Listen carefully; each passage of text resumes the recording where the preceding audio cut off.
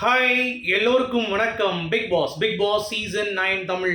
இந்த வீடியோவில் நம்ம பெஸ்ட் பெர்ஃபார்மன்ஸுக்கு என்னென்னலாம் பண்ணுறானுங்க அப்படிங்கிறதை பற்றி நீங்கள் கேட்டிங்கன்னா அசந்து போயிடுவீங்க, ஆடி போயிடுவீங்க, சிலுத்து போயிடுவீங்க, சில்லறையை செதற விடுவீங்க அப்படிங்கிறது தான்.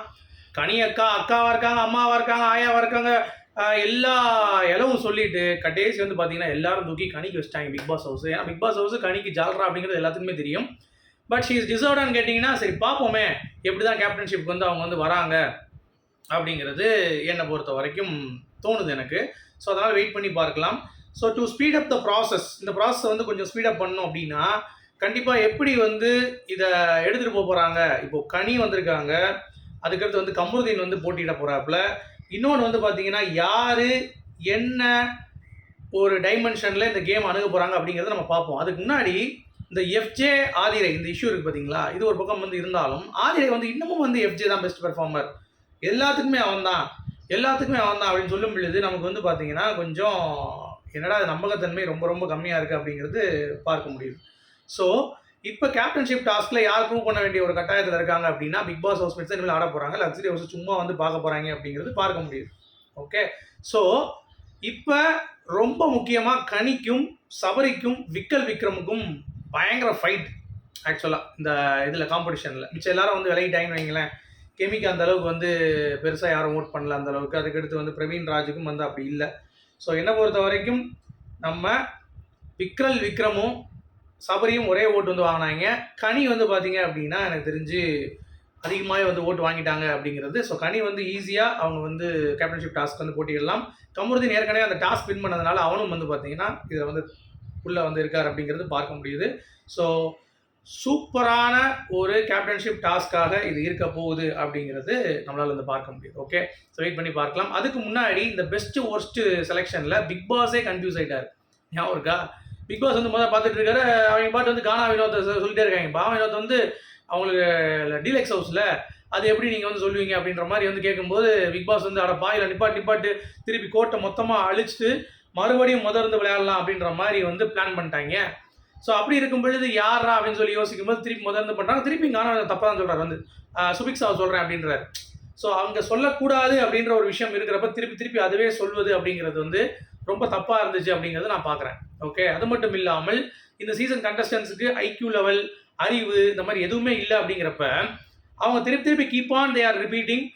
கனியக்கா சோறு போட்டாங்க, கனியக்கா பார்த்தீங்கன்னா பேசினாங்க, கனியக்கா இது பண்ணாங்க, கனியக்கா அது பண்ணாங்க அப்படின்ற மாதிரி அர்ச்சனா வெடி எல்லாம் தூக்கி பிடிப்பாங்களோ அதே மாதிரி தான் இங்கேயும் பண்ணுறாங்க அப்படிங்கிறது பார்க்க முடியும். ஸோ பெஸ்ட் பெர்ஃபார்மன்ஸுக்கு அதுதான் சொல்கிறாங்க. ஒரு சில பேர் கொஞ்சம் பரவாயில்லாமல் சொன்னாங்க, லைக் கொஞ்சம் சேஞ்சாக விக்ரம் கொஞ்சம் பண்ணுறான் அப்படின்ற மாதிரி அவருக்கும் ஓட்டு விழுந்துச்சு அப்படிங்கிறது பார்க்க முடியுது. But majority of the people பார்த்தீங்கன்னா ஃபுல் அண்ட் ஃபுல் கனி அப்படின்னு சொல்லி இந்த வீட்டில் என்ன பண்ணாங்க அப்படின்னு சொன்னாலும் ஓகே. பட் அவங்க பார்த்தீங்கன்னா தாயாக இருக்காங்க, தந்தையாக இருக்காங்க, அப்புறம் இதாக இருக்காங்க, அதாக இருக்காங்க அப்படின்ற மாதிரி ஒரு பிரச்சனை பண்ணிட்டாங்க அப்படிங்கிறது பார்க்க முடியுது. சரி, இப்போ கனிக்கு அப்புறம் யார், விக்ரமா சபரியா அப்படின்ற ஒரு டிஸ்கஷன் போகுதுங்க. ஸோ எல்லாத்துக்குமே ஓட்டு போட சொல்லிட்டாங்க. சரி, யாரெல்லாம் என்னென்ன ஓட்டு போடுங்க அப்படின்ற மாதிரி சொன்ன உடனே டக்குன்னு ஒவ்வொருத்தனும் ஓட்டு போடுறேன். யாருக்கு விக்ரமுக்கு என்னென்ன ஓட்டு விழுதோ அதெல்லாம் ஓட்டு விழுது, சபரிக்கு எப்படி ஓட்டுதோ அதில் யார் அப்படிங்கிறது இப்போ புரியாத புதிராக இருக்குது. மேக்ஸிமம் பார்த்தீங்கன்னா கனி கூட சேர்ந்து சபரி தான் வருவார். ஏன்னா 2 பேரும் தான் பிக் பாஸில் அன்னைகள். விக்ரம் பஞ்ச் பண்ணி விட்டுருவாங்க அப்படின்ற மாதிரி தோணுது. ஸோ யார் வந்தாலும் சரிங்க, கேப்டன்ஷிப் பொறுத்த வரைக்கும் சும்மா வெயிட்டாக ஆடணும், பெர்ஃபார்ம் பண்ணணும் அப்படிங்கிறதுனால பக்கா பார்த்தீங்கன்னா நம்ம சொல்ல முடியும். ஆனால் இங்கே தான் சபரி ஒரு முடிவு எடுத்துட்டான். என்ன முடிவு அப்படின்னு சொல்லி பார்த்தீங்கன்னா விக்ரமை நான் விட்டு கொடுக்குறேன். ஏன்னா எனக்கு சேம் ஓட்டு தான் பரவாயில்ல, பட் விக்ரம் ஐ ஆம் கிவிங் இட் டு விக்ரம் அப்படின்றாங்க. ஸோ விக்ரம் அப்புறம் பார்த்தீங்கன்னா கனியக்கா மற்றும் கமருதீன், இந்த 3 பேர் அடுத்த வர கேப்டன்ஷிப்பில் யார் ஆக போகிறா இப்போயே உங்களுக்கு தெரிஞ்சிருக்கும். நல்ல பிரெயின் டாஸ்காக மைண்ட் ரிலேட்டடாக தான் கண்டிப்பாக விக்ரம் கனி ஜெயிக்கிறதுக்கு வாய்ப்பு இருக்குது. ஃபிசிக்கல்னால் கண்டிப்பாக கமருதீன் தான் அடிப்பான், அதில் எந்த ஒரு மாற்று கருத்தும் இல்லை அப்படிங்கிறது தான். ஸோ இவங்க தான் கேப்டன்ஷிப் இப்போதைக்கு இருக்கிற நமக்கு கிடைத்த தகவல். சரியா? ஆனால் இந்த வீட்டில் எல்லாருமே பார்த்தீங்கன்னா இஷ்டத்துக்கு சொல்கிறாங்க. இன்னமும் ஒரு தெளிவு இல்லை.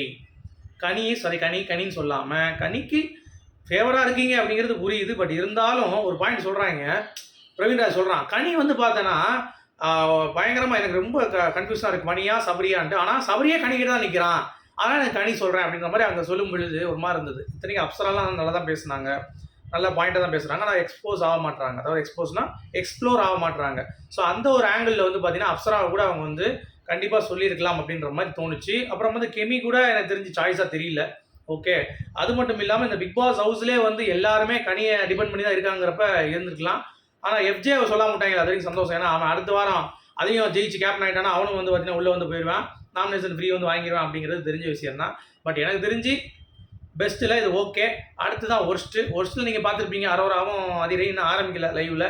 ஸோ விக்கல் விக்ரம், கனி, கமருதீன் இந்த 3 பேரும் தான் வந்து கேப்டன்ஷிப் டாஸ்க்கு நெக்ஸ்ட் வீக் வந்து ஏதாவது இன்றைக்கே ஆடிவாங்க நினைக்கிறேன். மேபி ஆடிட்டாங்கன்னா யார் அப்படிங்கிறத பார்த்துருவோம். ஓகே, அதெல்லாம் ஒரு பக்கம் இருக்கட்டும். அடுத்து ஓட்டிங் அனாலிசிஸில் என்னெல்லாம் இருக்குது, யார் யாரெல்லாம் என்னென்ன பிரச்சனை, என்னென்ன பண்ணுறாங்க அப்படிங்கிறத பற்றி நம்ம பார்க்கறதுக்கு முன்னாடி அஃபீஷியலில் திவாகர் இன்னும் வந்து பார்த்தீங்கன்னா லீடில் தான் இருக்கார். அப்புறம் ஒட்டைக்கு ஒருத்தன் பிறந்து வரணுண்டா அப்படின்ற மாதிரி தான் கண்டிப்பாக இருக்குது அப்படிங்கிறது பார்க்க முடியுது. 2ஆம் இடத்தில் சபரி அவர்கள் இருக்கிறார் அப்படிங்கிறது பார்க்க முடியுது. 3ஆம் இடத்தில் பார்வதி, இந்த சேஞ்ச் எதுவும் ஆகலை. 4ஆவது இடத்துல கமருதீன், 5ஆவது இடத்துல ரம்யா, 6ஆவது இடத்துல அப்சரா. இப்போ எஃப்ஜேவுடைய ஓட்டு வந்து பார்த்தீங்கன்னா கொஞ்சம் கிருட்டுன்னு எகிரிடுச்சு அப்படிங்கிறது பார்க்க முடியுது. அரோராவும் கெமியும் வந்து டஃப் ஃபைட் கொடுத்துட்டு இருக்காங்க அப்படிங்கிறது தான். பட் எனக்கு தெரிஞ்சு 3 பேருமே டேஞ்சரில் தான் இருக்காங்க, எஃப்ஜே, கெமி மற்றும் அரோரா. ஸோ இதில் பெருசாக வந்து டிஃப்ரென்ஸ் வந்து நமக்கு வந்து தெரியல. ஸோ யாரை தூக்குனாலும் சரி நமக்கு வந்து அதில் வந்து ஒரு கவலையும் இல்லை, அந்த ஆங்கிள் தான் இருக்கும். ஏன்னா கெமியும் பெருசாக பெர்ஃபார்ம் பண்ணல, அரோராவும் பண்ணல, எஃப்ஜேயும் பண்ணல. ஆனால் இந்த வட்டம் ஒரு ட்விஸ்ட் இருக்குன்னு சொல்கிறாங்க. நான் அதை நைட்டு கன்ஃபார்ம் பண்ணுறேன் ஈவினிங் உங்களுக்கு. ஓகேவா? மேபி இந்த வட்டம் வந்து தீபாவளி பரிசாக 2 லட்டு, 3 லட்டு, 4 லட்டு அப்படின்ற மாதிரி ஒரு கணக்கு இருக்குன்றாங்க. ஏன்னா அடுத்த வாரமே ஒயில்டு கார்டு வந்து பெட்டியை பேக் பண்ணிட்டுருக்காங்க அப்படின்ற மாதிரி சொல்கிறானுங்க. ஸோ அதனால் கண்டிப்பாக எனக்கு தெரிஞ்சு 2 பீடில் 1 பீடை ஒழிஞ்சாலே இந்த வீடு வந்து கொஞ்சம் டைமென்ஷன் மாறுங்கிற மாதிரி எதிர்பார்க்கப்படுகிறது. அரோரா வந்து வெளியேறினா. ஸோ வெயிட் பண்ணி பார்க்கலாம். அடுத்து நம்ம சபரி அண்ட் திவாகர், இவங்க 2 பேருக்குமே வந்து காம்படிஷன் ஹியூஜ் ஆயிடுச்சு. திவாகர் எங்கேயோ போயிட்டார். ஸோ சபரி ஏன் இன்னும் ஓட்டு வரமாட்டேன்னு சொல்லி நிறைய பேர் வந்து என்ன கேட்டிருந்தீங்க. என்ன காரணம் அப்படிங்கிறது நான் சொல்லி உங்களுக்கு தெரியணுன்ற அவசியமே கிடையாது. ஏன்னா சபரி இது வரைக்கும் இண்டிவிஜுவலாக என்ன ப்ளே பண்ணார் அப்படிங்கிற ஒரு விஷயம் இருக்குது. எதுனாலும் வந்து நான் கனியை காட்ட போய் தான் சாப்பிடுவேன், கனியை காட்ட போய் தான் கேட்பேன், கனியை காட்ட போய் தான் நிற்பேன் அப்படின்ற மாதிரி சொல்லும் பொழுது நமக்கு வந்து என்னடா அது அப்படின்ற மாதிரி ஒரு விஷயம் வந்து ஏற்படுது இல்லை. அதுதான் காரணம், மற்றபடி வேறு எதுவும் கிடையாது. மற்றபடி திவாகருக்கு இந்த அரோரா பக்கம் போகாமல் அரோரா வெளியேற்றிட்டாருன்னா அதுக்கு அவர் எங்கேயும் போக மாட்டார். அவர் பாட்டு அவருடைய இது ஆடுவார். இன்னும் நிறைய இடத்துல அவர் வரமாட்டார். இப்போ அது கொஞ்சம் குறைச்சிருக்காரு, அது அவருக்கு ப்ளஸ்ஸாக தான் இருக்கும். பார்வதிக்கு அதே மாதிரி தான், வாயை நிறைய இடத்துல கண்ட்ரோல் பண்ணணும். நிறையா லூஸ் டாக் 18+ கண்டென்ட்டுக்குள்ளலாம் உள்ளே போகிறாங்க, அதெல்லாம் கொஞ்சம் தவிர்க்கலாங்கிறது தான் பாயிண்ட். ஸோ உங்களுடைய கருத்துக்கள் சொல்லுங்கள். மீண்டும் சந்திப்போம்.